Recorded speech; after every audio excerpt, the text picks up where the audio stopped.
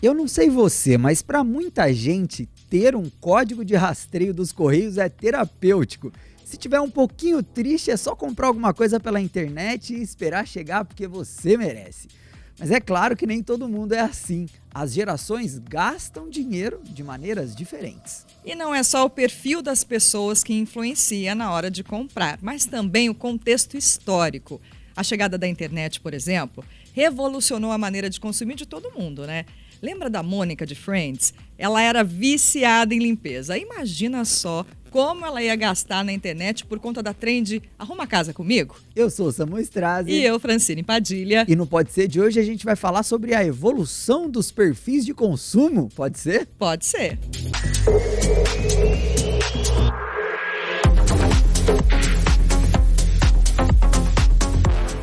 É isso aí, pessoal. Pode Ser de hoje. Eu estou com mais um convidado aqui, Francine Padilha. Seja muito bem-vinda, Fran. Muito obrigada, Samu. Estou muito feliz de estar aqui. Tami, obrigada, viu, pela oportunidade. Eu trabalhei com a Fran quando eu comecei meu primeiro emprego no jornalismo. Foi com a Fran. Ela era repórter, era estagiário. Fran, e estamos aqui hoje. Pois é uma honra dividir a mesa contigo. Uma honra mesmo e muito legal, né, Samu? A gente estava conversando inicialmente que mesmo tendo trabalhado juntos, a gente nunca atuou juntos assim. É, primeira vez, né? Legal. Primeira vez que estamos Muito fazendo bom. um programa juntos. E, Fran, hoje a gente vai falar sobre perfis de consumo, um termo meio difícil, né? Mas para falar como que o pessoal está gastando hoje em dia, né? Pois é. Que diz muito, né? A maneira como que as pessoas estão gastando dinheiro diz muito sobre como está o mundo. Com né? certeza, com certeza. E assim, agora a bola da vez tá com a geração Z. Tá né? com a geração Z que já tá cheia de vontade de consumir. Exatamente, cheia de vontade de consumir, inclusive cheia de dinheiro também. Ah, é? Tem uma pesquisa que eu vi no site que fala, um levantamento do Bank of America que fala que a geração Z já tem um poder de compra aí de 7 trilhões de dólares no mundo. É muito dinheiro circulando. É uma grana aí, então assim, lembrando, pessoal, geração Z é o pessoal mais ou menos ali de 95 até 2010. Uhum. Mais ou menos por aí. Antes deles são os millennials, né? Enfim, tem uma galera aí pra trás. Baby boomers, enfim. Exatamente.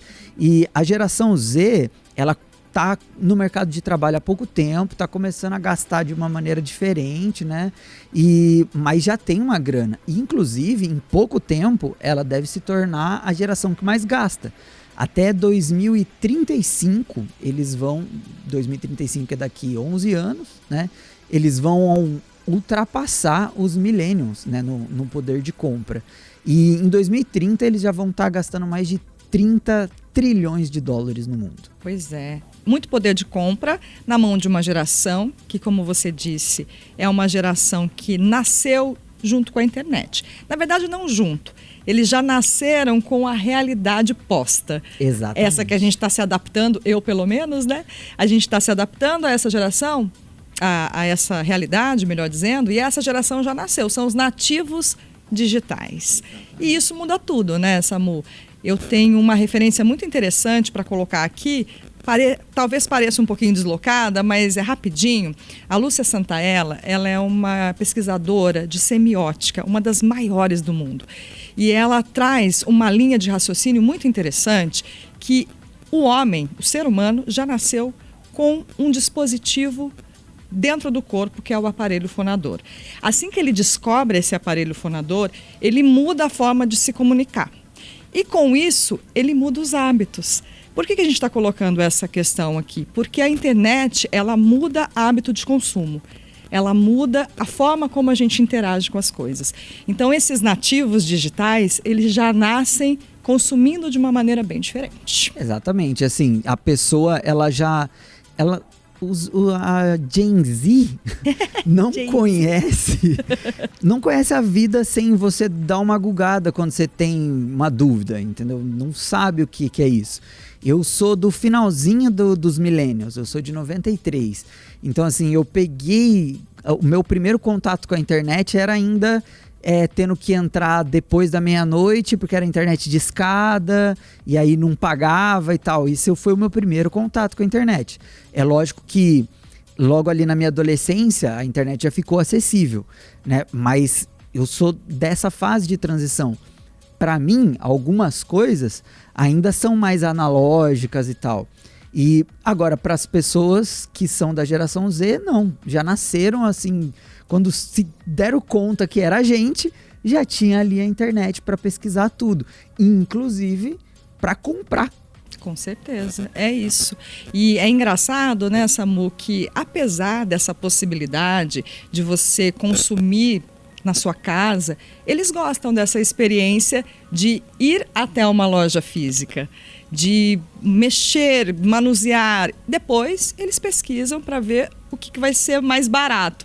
Mas eles gostam dessa experiência também de ir até a loja física, de saber o que eles vão comprar antes de fato de realizar a compra. Inclusive, Fran, tem alguns termos para isso. Uma estratégia de venda dos marqueteiros da vida aí para a geração Z é a omnicanalidade.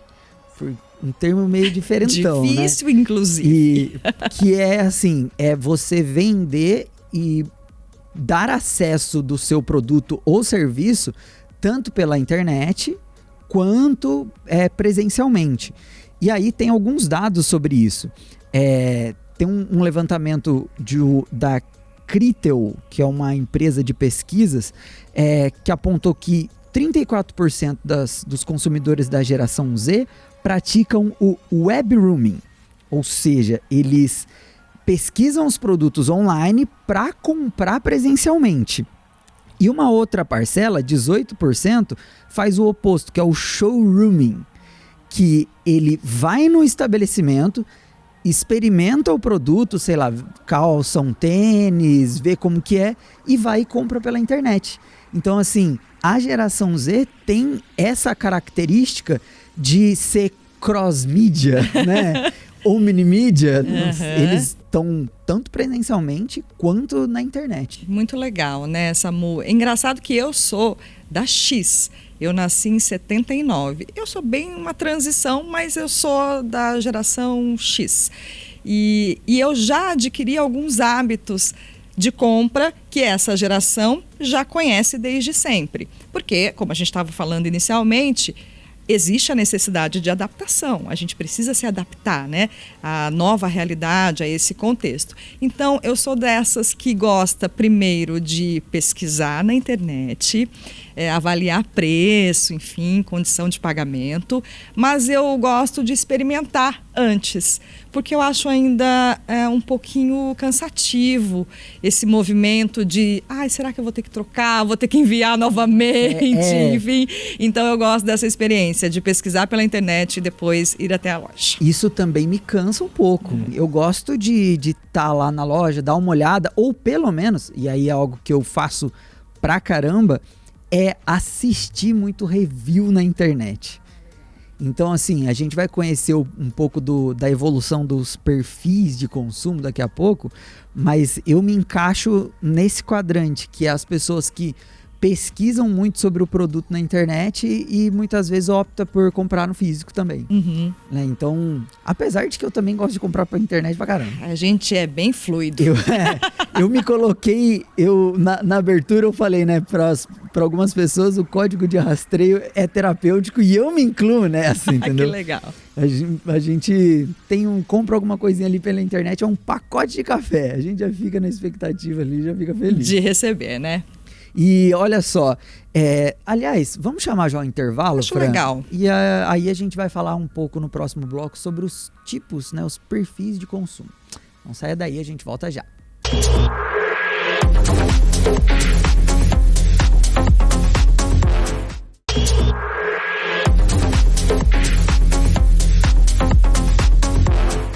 De volta com Pode Ser, falando hoje sobre perfis de consumo, as maneiras que as pessoas estão gastando dinheiro, né? Pois é. Como você está gastando seu dinheiro, hein, Samu? Olha, com muito boleto, muita conta, né? Porque a energia elétrica tá cara.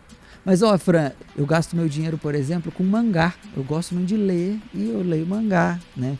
Agora, a motivação pelo qual as pessoas gastam dinheiro, né? A gente falou da Mônica na escalada, Imagina só o quanto de mop que ela ia ter com as trends do TikTok lá. Aspirador robô. Nossa, ela ia amar aspirador robô. Aspirador robô é incrível. Incrível. Eu comprei um recentemente e é ótimo. Mas, Fran, começando assim, a gente tem 5 tipos de consumidores que foram aí evoluindo ao longo da história, né? Desde o 1.0 até o 5.0 que os acadêmicos estão chamando aí hoje em dia.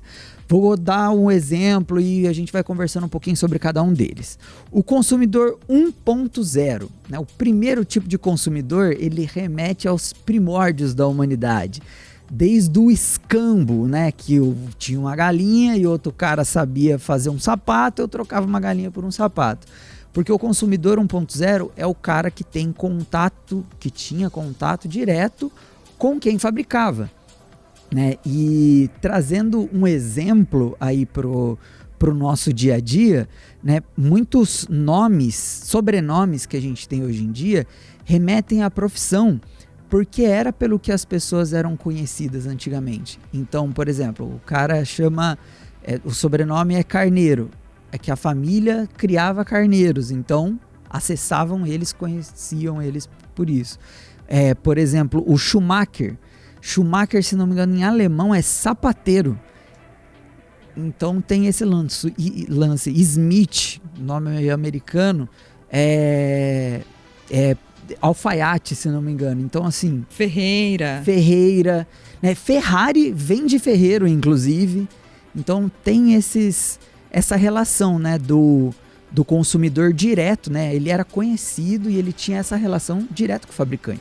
Pois é uma era, a gente tem que lembrar, né, pré-revolução industrial, né? A gente está falando de um momento em que tudo era feito de forma artesanal. Chegou a revolução industrial, aí a gente foi pro 2.0, né, o consumidor 2.0, que aí entrou os meios de comunicação na parada. Teve a Revolução Industrial, ou seja, tudo foi feito em larga escala e vendido não só por quem fabricava, mas pelas lojas, pelos mercados, pelas vendas e tudo mais.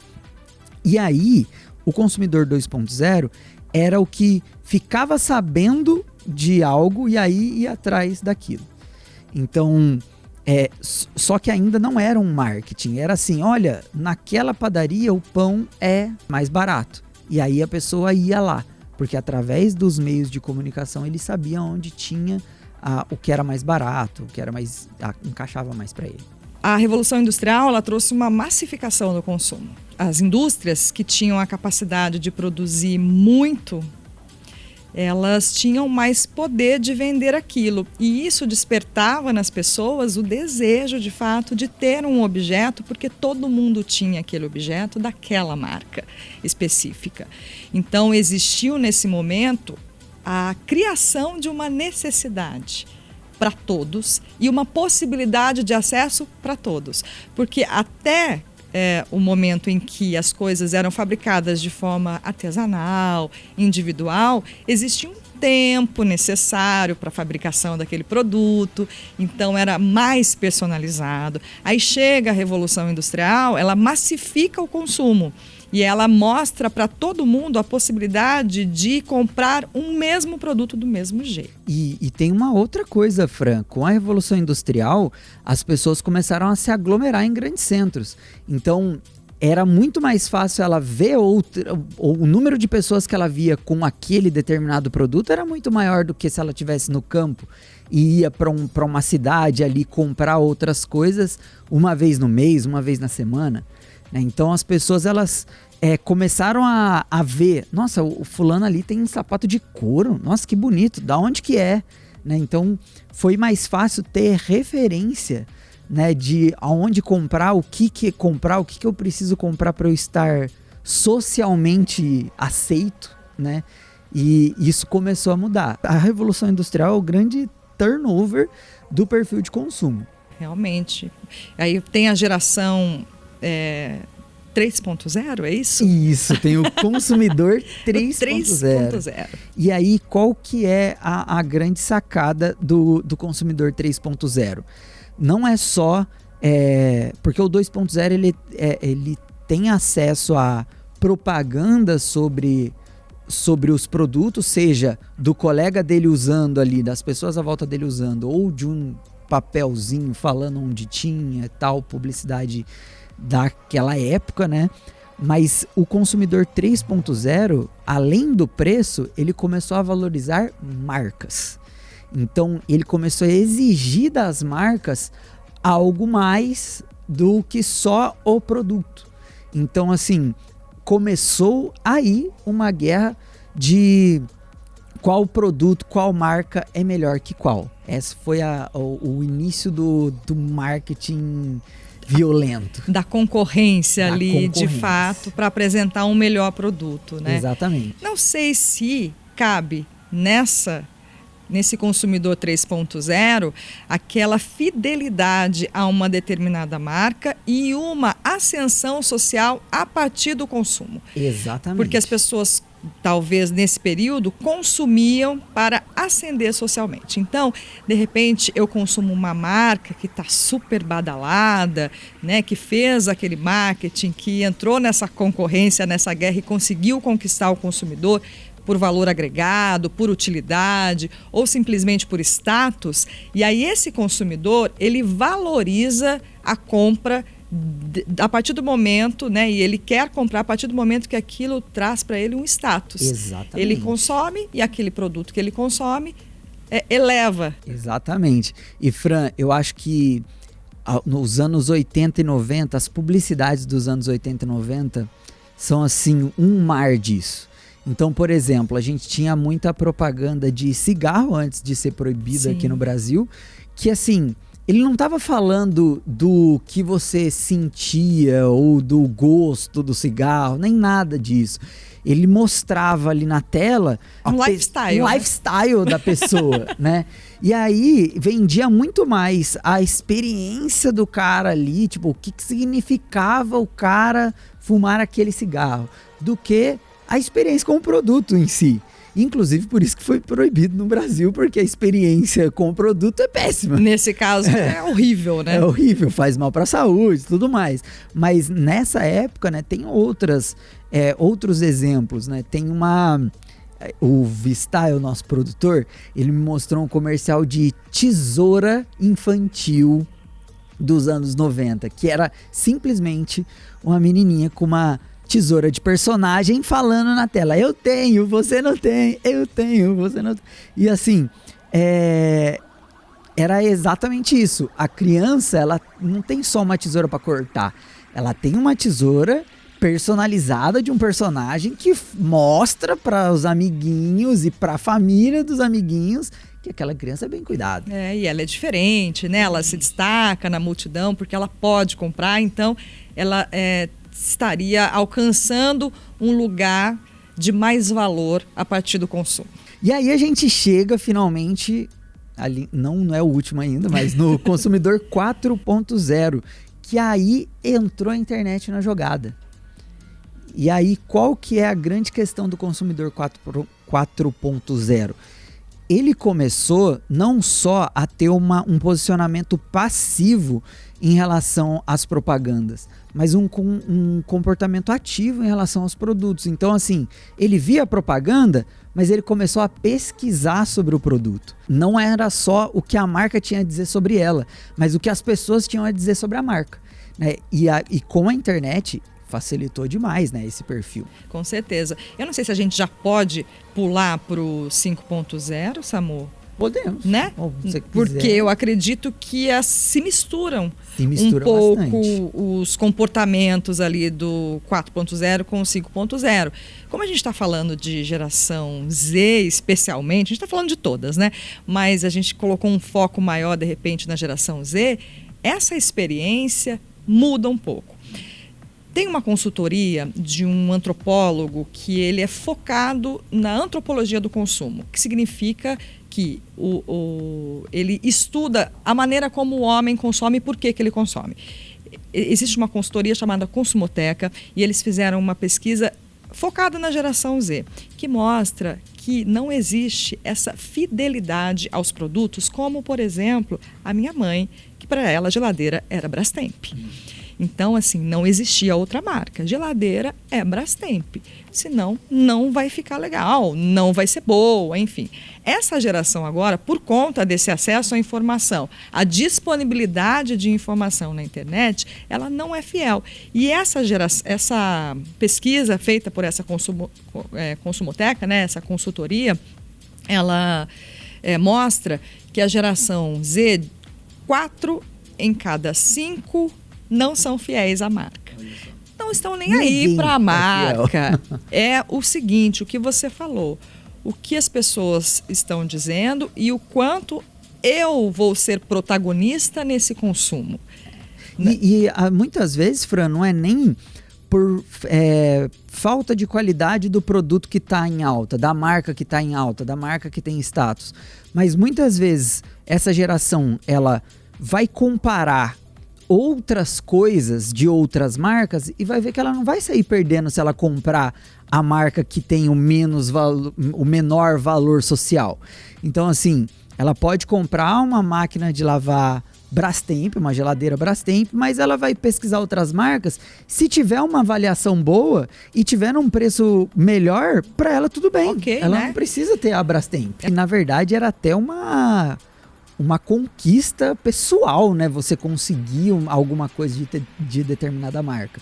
Não era só ter o aparelho em casa, o produto em casa. Que legal. Depois eu acho que a gente pode falar um pouquinho sobre essa questão do protagonismo. Isso. Né? E das marcas. É isso, Fran. No próximo bloco, próximo e último bloco, a gente fala do consumidor 5.0 e arremata esse assunto para você ficar sabendo de tudo.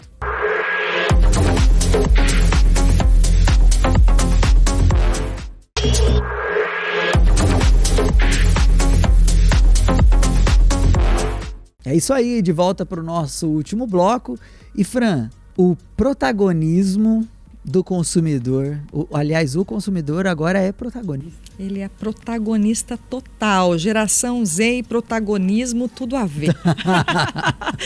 Porque é o seguinte, Samu, como você vai se diferenciar dentre 8 bilhões de pessoas? Antigamente, o que a gente tinha de raio de comparação? A nossa rua, a nossa escola, a nossa comunidade. Hoje, com as redes sociais, a gente se compara com 8 bilhões de pessoas. Então, eu preciso ser diferente. Eu preciso ser, inclusive, protagonista da minha vida. E mostrar que a marca, na verdade, ela vem atender, obviamente, uma necessidade, mas, principalmente, ela vem fornecer bagagem para eu poder e conteúdo para eu poder me destacar aqui dentro da internet. As marcas são uma ferramenta.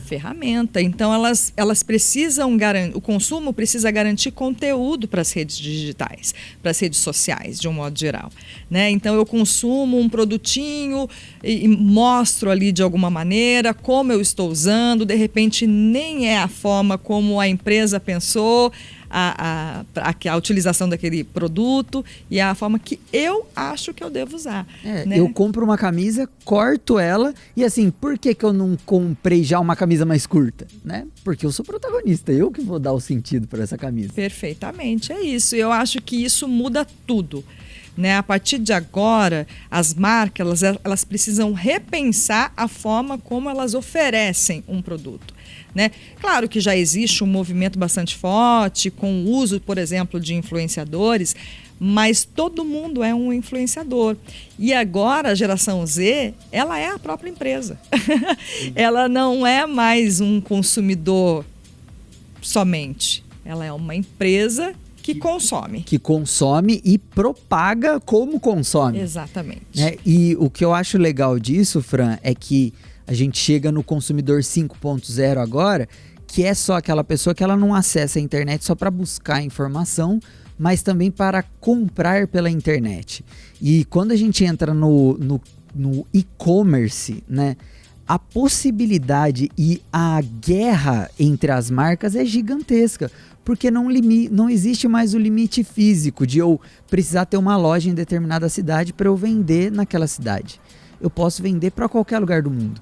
Então, assim, as marcas, elas também têm essa característica da geração Z, que não vai consumir só para mostrar que tem determinada marca, né? Então não adianta ela pensar em querer só ter valor e tudo mais. Ela tem que chegar e convencer essas pessoas, né? E como que ela faz isso na internet? Como que uma grande marca que já está estabelecida vai pegar e convencer essa geração Z de consumi-la? E aí entra nessa questão, porque muitas vezes o consumidor da geração Z vai valorizar o consumo local, porque valorizar o produtor local é cool. Valorizar o produtor local dá para ele um status na internet também. E aí essas grandes marcas vão precisar começar a vestir essas roupagens. Sim, já existia um movimento, né, Samu, que começou na década de 80, mas hoje a gente escuta falar com mais força, né, daquele ESG, né? Então as empresas elas precisam ser socialmente responsáveis, da mesma forma com a sustentabilidade, a governança, enfim, garantir a diversidade, porque esse consumidor, ele está sim preocupado, ele é engajado politicamente, ele tem um posicionamento até por conta desse protagonismo que ele precisa exercer, ele precisa se posicionar. Então as marcas elas também precisam respeitar essa nova forma de pensar o mundo, né? Até porque a geração Z tem uma característica que ela geralmente, né, ela só compra se faz sentido para ela. Então, por exemplo, não é só por ter. A Gabi, minha esposa, ela é geração Z. E eu sou finalzinho da milênio, como eu falei no começo do programa. Pra mim, por exemplo, ter um carro, era só eu ter um carro que andasse. Então, quando eu comprei meu primeiro carro, era tipo o valor que cabia no meu bolso e eu quero ter um carro, tive. Sem olhar marca, sem olhar nada disso. Para ela, por exemplo, já é diferente. Ela quer ter um carro só se tiver tudo que ela quiser, né? Então, a maneira das gerações se relacionarem com o dinheiro, com o consumo, é totalmente diferente e a gente está nessa era 5.0 agora. Enfim, e muita coisa vai mudar ainda. Com certeza, a gente precisa se adaptar. Fran, muito obrigado pela sua participação. Foi uma delícia, passou tão rapidinho, né? Passou, Espero que para vocês também.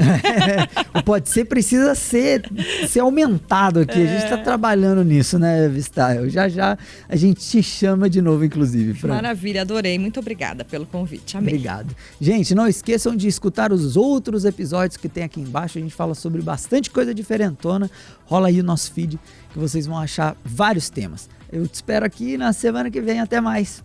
Tchau. Tchau.